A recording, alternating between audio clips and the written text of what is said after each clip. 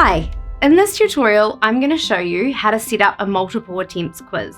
These are great for your daily numeracy or literacy basic facts. To assign a multiple attempts test, click on the Assessments tab at the top of your dashboard. Click Assign and choose Quiz. First, select what class to assign this assessment to.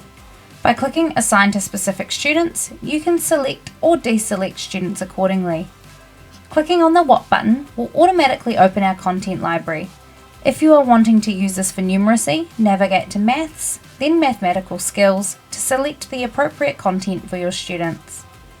Once you have selected what your students are going to be assessed on, you can select how many questions you would like them to answer.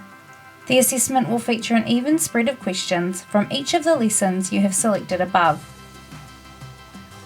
The time frame is only a guide and is an estimated time for a student to complete that many questions if they were new learning questions.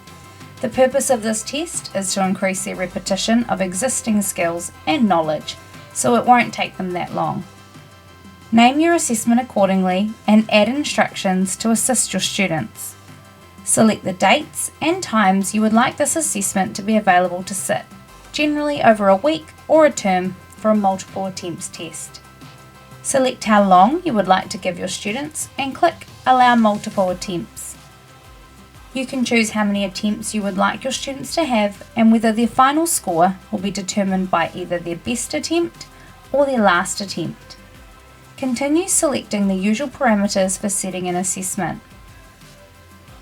From a student's point of view, we can see that this looks like a normal assessment that we would have set for our students, with the exception of the attempts box. When you are analysing their results, this will look similar to a normal assessment analysis with the addition of the number of attempts box and their improvement percentage.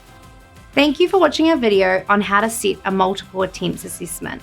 Remember to reach out to a member at EP to help you if you have any questions.